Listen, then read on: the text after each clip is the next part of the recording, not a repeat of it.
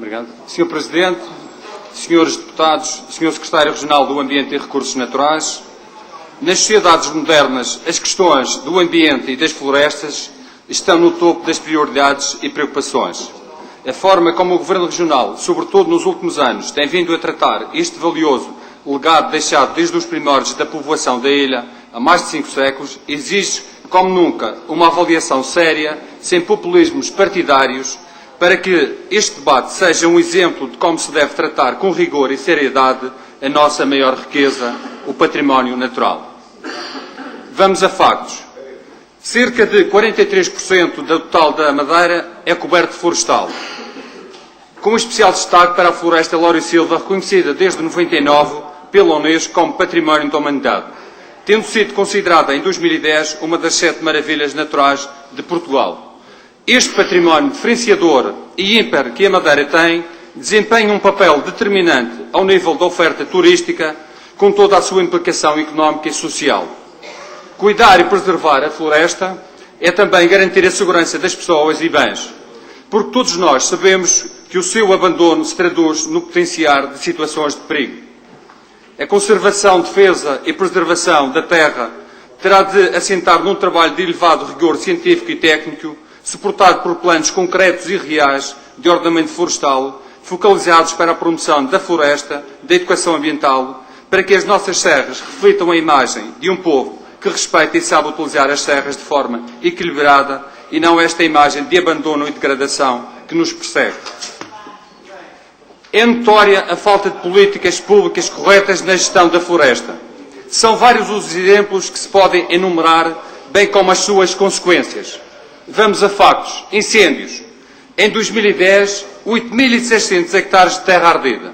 Em 2012, 7.000 hectares consumidos pelas chamas.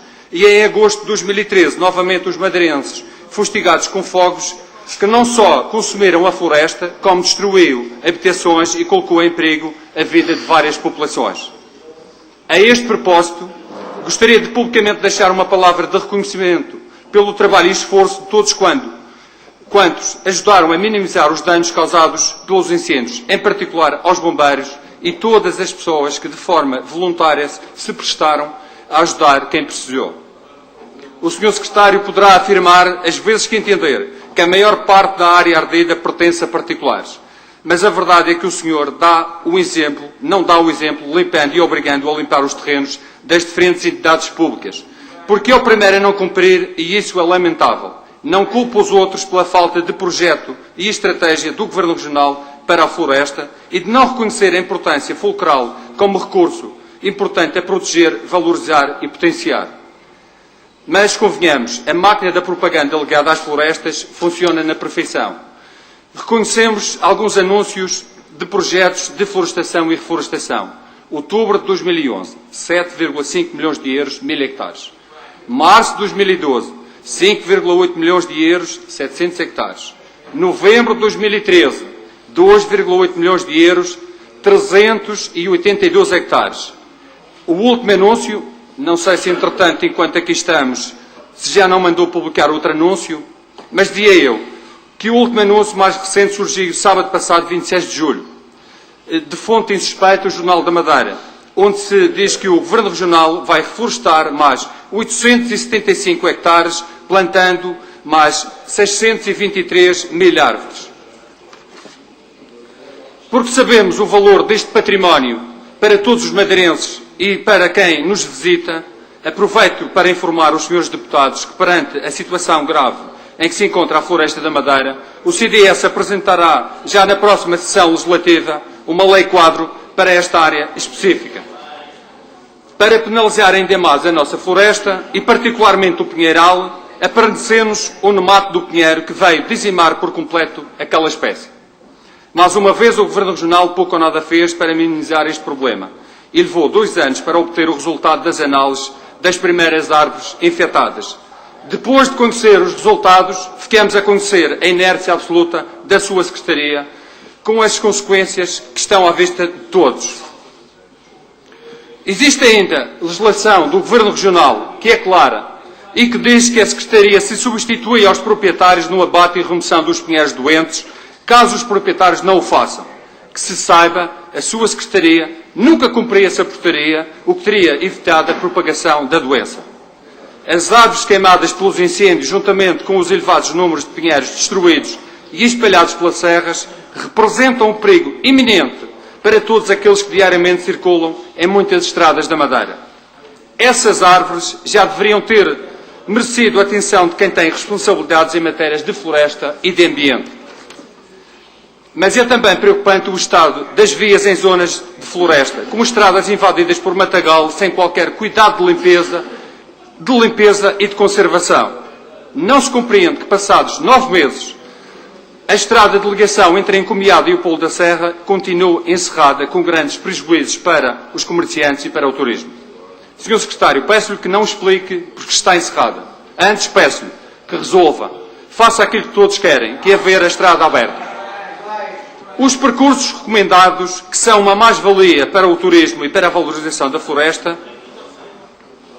mas aquilo que se assiste neste momento é que alguns desses percursos foram abandonados e não reúnem os mínimos para que, em segurança, continuarem a ser classificados como tal. Alguns deles estão intransitáveis e são potenciadores de uma má imagem turística para a Madeira. Outra questão que deve merecer uma atenção e uma profunda reflexão são os sucessivos acidentes ocorridos nos passeios a pé, com perdas de vidas a lamentar e com um grande impacto negativo para os mercados turísticos. A segurança dos percursos, informação a condizer, limpeza e conservação, custe o custar, devem estar no topo das prioridades. Deixo o alerta para a necessidade de que a Madeira dispõe de um número reduzido de bombeiros profissionais no resgate, socorro e montanha, e que as equipas que existem são compostas quase na totalidade por bombeiros voluntários, o que dificulta muito o socorro, já que sempre que existe um acidente, estes bombeiros voluntários não estão no quartel, mas sim nos seus trabalhos, o que não aconteceria se fossem bombeiros profissionais. Não devemos esquecer a caça como recurso sinergético. Assim devem ser encontradas soluções para repovoar as serras com coelhos que foram totalmente dizimados pela mixomatose e que até agora pouco ou nada foi feito para inverter esta situação. Os caçadores e a caça têm um papel importante na valorização e preservação da floresta e das espécies. Senhores deputados, Sr. Secretário, se é notório o abandono da floresta, essa mesma atitude faz-se sentir também ao nível do ambiente. Temos distribuído ao longo da ilha um conjunto de hectares que têm um funcionamento deficitário. Muitas vezes as águas passam apenas pelas hectares, não existindo qualquer tipo de tratamento, e são lançadas imediatamente para o meio ambiente. É recorrente o número de vezes que os esgotos, sobretudo nos concelhos da Vertente Sul, projetam descargas diretas para o mar. Trata-se de um verdadeiro crime ambiental que põe em causa a saúde pública e a imagem de qualidade da região como destino turístico de excelência. Recordo que é a própria Secretaria dos Assuntos Sociais, através do IA-Saúde, que tem interdito algumas das zonas balneárias, mencionando o surgimento de quantidade de bactérias que apresentam risco para a saúde pública. O que traduz também a fraca qualidade das águas e o desinvestimento do Governo Regional no ambiente é, sem dúvida, a diminuição do número de bandeiras, que em 2000 eram de 34 e em 2014 são de 15 apenas, menos de metade.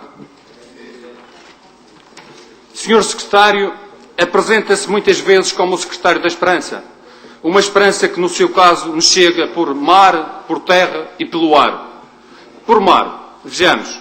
Veja-se as pescas. Os acordos de pescas com Canárias, classificados por si como uma vitória com vantagem 10-0.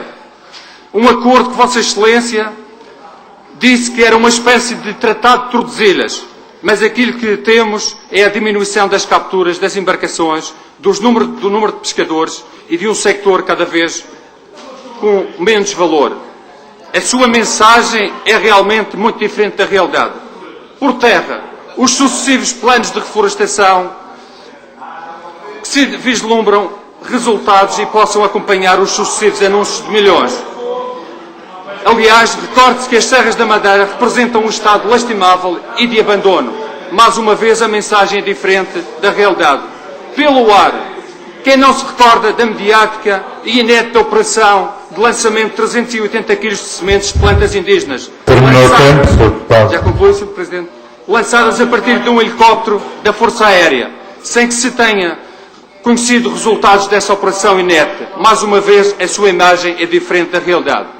Sr. Secretário, para finalizar, o Sr. Secretário fez tudo para passar por este Governo Regional como o Secretário da Esperança. Tentou sempre uma imagem de muita vontade e dinamismo, mas os resultados práticos, permitam-me a comparação, foram muito semelhantes ao Dr. Alex Freire, que tantos encheu de esperança, mas que para a maioria não passou de uma quimera, de uma grande desilusão.